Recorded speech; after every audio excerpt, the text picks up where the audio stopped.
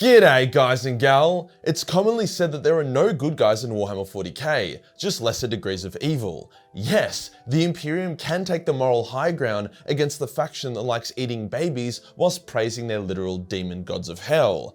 But so could Hitler, and I wouldn't call that dude a paragon of morality and ethics. The reality is that benevolence within Warhammer is incredibly rare, with pretty much every faction committing war crimes more than I commit self-molestation. But does doing a few bad things here and there disqualify you from being overall good? Is necessary evil actually the good guy thing to do? If your nature is destruction, can you even be called evil? Today we'll do some soul searching, diving into each faction of 40k to discover if they can be considered good. We will look at some characters and elements within each faction that could qualify for good, then make an overall assessment, to uncover if there is a single 40k faction that could genuinely be considered to be the good guys. I'll then wrap it up by quickly ranking each faction based on how good they are. Let's get into it. Going first into the Imperium, because they make GW the most amount of money. The issue about analysing the Imperium's moral compass is that there are so many sub-factions within it that have wildly different ethics. For example, the Custodes can genuinely be considered to be the good guys. They reject the extreme fanaticism that plagues the Imperium and causes so much harm, even at one point saving a woman who was about to get sacrificed, then telling the Sisters of Battle who wanted to sacrifice the poor woman to the Emperor to fuck off. One of the Custodes even tore off his cloak and wrapped the poor woman in it because she was cold, causing everyone else to shit themselves because the Custodes' cloak is probably worth more than Tesla. They aren't cruel or sadistic, killing only because it's their duty and not because they get a power trip out of it. The things they do kill also very much deserve to die. They are loyal, honest, hardworking and selfless, most certainly the good guys. On the flip side, we have hive worlds, where corruption, pollution, and inequality run rampant. This horrific quality of life on hive worlds is actually encouraged by the Imperium due to it providing more resources and manpower to throw into the meat grinder. The Imperium is harsh and cold. Human rights are a joke, and they'll gladly enslave or even execute entire worlds just because someone tried to fuck their pet octopus. Not to mention, servitors are extremely common, a fate worse than death. Some Space Marine chapters will care for basic humans and be morally great, like the Salamanders. Other chapters will lose their shit and begin eating the people they're supposed to protect, like the Flesh Tearers. The Sisters of Battle are generally great, turning the tide of battle and protecting the weak. However, their fanaticism can often result in them burning innocent people alive. The existence of the Inquisition makes it even more challenging. Some Inquisitors are awesome, treating people well and saving countless lives, like Inquisitor Eisenhorn, whilst other Inquisitors are fucked in the head, letting their massive egos result in the death of billions of innocent Imperial citizens, like what happened during the Months of Shame.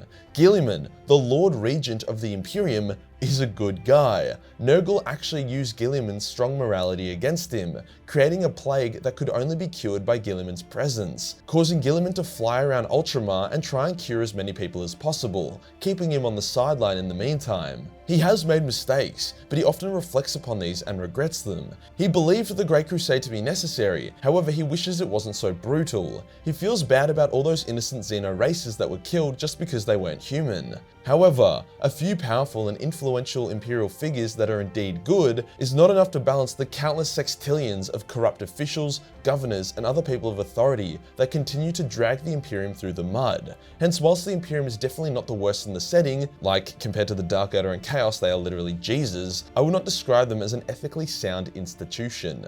How about the Eldar? Well, it depends what kind of Eldar we're talking about. The chilled out hippie dinosaur riding Eldar? Yeah, not bad. The gothy rape Eldar that wear way too much eyeshadow? Yeah, not great. The Craftworld Eldar are above a lot of the negative human traits which plague the Imperium. They have incredible equality and standard of living on their craftworlds. They are not conquerors or destroyers, preferring to be left alone to their own devices. They have saved numerous human worlds and they continually battle against the forces of darkness. It's just a shame they're just such arrogant pricks about it. Despite committing numerous noble deeds, the Craftworlders' intentions are always selfish. If they save a human world, it's because it will directly benefit the Eldar down the track. Likewise, if they think destroying a human world will save the lives of Elder, even only a couple, they won't hesitate to do it. It doesn't help that when the craft worlders are going to war, it's common for some of them to put on war masks, which turns them into terrifying merciless killing machines. There are multiple instances of a craft world elder massacring women and children purely because they're in the wrong place at the wrong time. So it really comes down to the question, if you perform noble and selfless deeds for others, is it still benevolent if your motives are entirely selfish? I would say yes. Actions speak louder than words, and I for one would much rather be saved by a space elf bitch who hates my guts and is only doing it so I'll be obliged to protect her later on, rather than a space elf maiden who likes me and sends me thoughts and prayers as a Tyranid warrior tears open my sphincter and eats my ass. After all, it was the Elder who revived Gilliman and saved humanity, so there's some brownie points to be had there. The Exodites take this good guy vibe a little bit further. They are pretty much always on the defensive, never leaving their maiden worlds. They don't try influence the galaxy like the Craftworkers do, and as far as I've seen, they're pretty chill people. The Dark Elder, on the other hand, are fucking evil assholes. They literally need to feed on the suffering of others to survive. But here's the kicker, they really don't. If they were to join an Exodite or Craft world and stop raping, they can get a Spirit Stone, hence don't need suffering to keep them fresh and elastic. Or if they still want to rape, they simply just need to pledge their souls to the Elder Death God Yened. They are evil not just because they do evil things, but because they choose evil when they have other options. The Harlequins are probably the most morally good out of all the Elder. They exist purely to spite Slaanesh and foil her plans. As her plans often revolve around exploiting and violating vulnerable people, that's a pretty good thing to do. I mean, there is nothing more ethically sound than killing pedophiles. The Orcs are an interesting case. Many argue that the Orcs' lack of malice and jovial approach to the galaxy means they aren't actually bad. After all, if you're literally hand-designed to wage war, and then you proceed to wage war, can you really be judged for just following your programmed nature? The answer is yes. The Orcs might be having the most fun out of everyone, but they are not good guys in the slightest. Sure, they seek powerful opponents to fight in direct combat, which is quite honourable. However, Orcs also enjoy torturing, tormenting, and slaughtering unarmed combatants, including women and children, purely for the fun of it. It's common for Orcs to target undefended areas for a laugh before the big battles begin. This wasn't a part of their original programming. They were made to fight the Necrons, who don't have unarmed vulnerable people or undefended helpless locations. The Orcs develop these sadistic tendencies all on their own. Their sense of honor is also a bit of a myth. They consider backstabbing, betrayal, and low blows to be all valid methods of war. The only real reason why people see them as honorable is because often they are too stupid to come up with a strategy beyond charging at the enemy's firing line. So sorry Orc players, your big green cockless machines are not the true good guys of the setting. The Tau are an interesting bunch. On one hand, they have great standards of living, are technologically progressive, do not seek to genocide other races, and actually treat them as equals. The greater good philosophy also isn't bad, basically just means working towards collective overall good. The Tau also allow other races in their empire to continue following their own religions, as the greater good isn't a religion. However, to call them the good guys is a bit of a stretch. Firstly, they do rely on oppressive control and manipulation. Free will in the Tau Empire is limited, as the population is divided into a caste system, with the Ethereals ruling from the top. If you speak out against the Ethereals, you will be killed and have your name struck from history. There is also a group of Tau who have recently become super racist, killing all humans under their command. The Ethereals also continually block life-extending technology, so that no normal Tau can live long enough to match their own lifespans.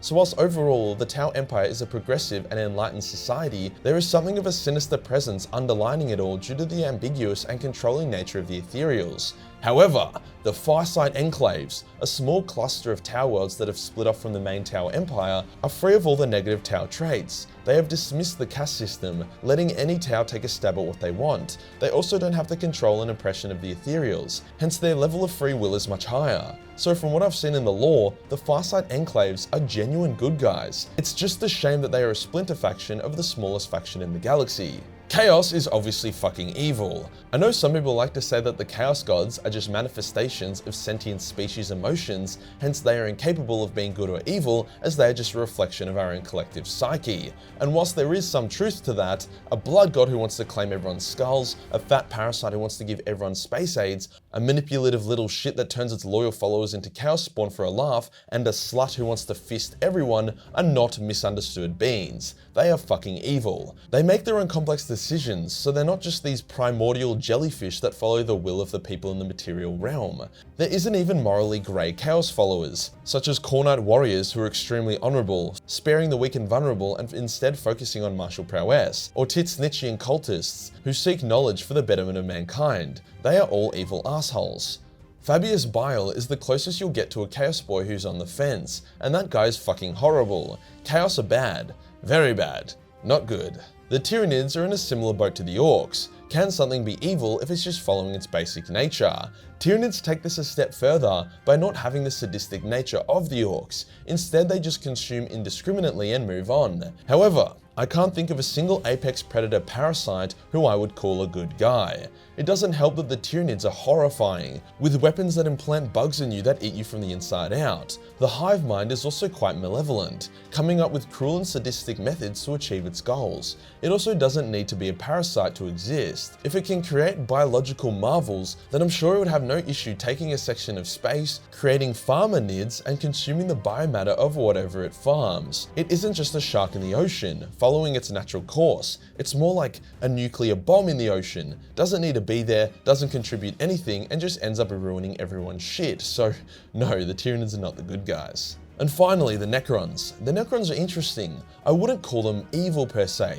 just kind of asshole-ish. They are so detached from the concept of ethics and morality that they don't even consider them.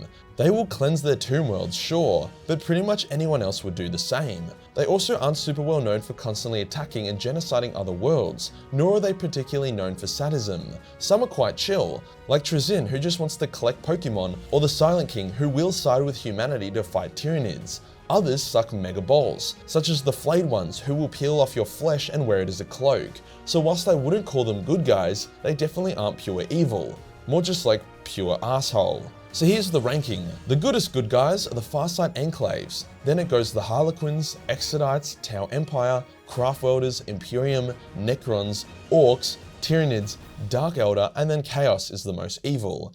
Out of that list, I can comfortably call the Farsight Enclaves, Harlequins, and Exodites good, whereas the Tau, Craftworlders, and Imperium are morally grey, then the Necrons, Orcs, Tyranids, Dark Elder, and Chaos are in the naughty corner. So yes, there are good guys in Warhammer 40k. If you enjoyed the video and you want to support the channel, then Patreon is the place to be. Only $1 per month give you access to a boatload of Battle Mace 40 million hentai. Hit the subscribe button and hit the real subscribe button for more good content. Join the Discord for more memes and I'll see you in the next one. Peace.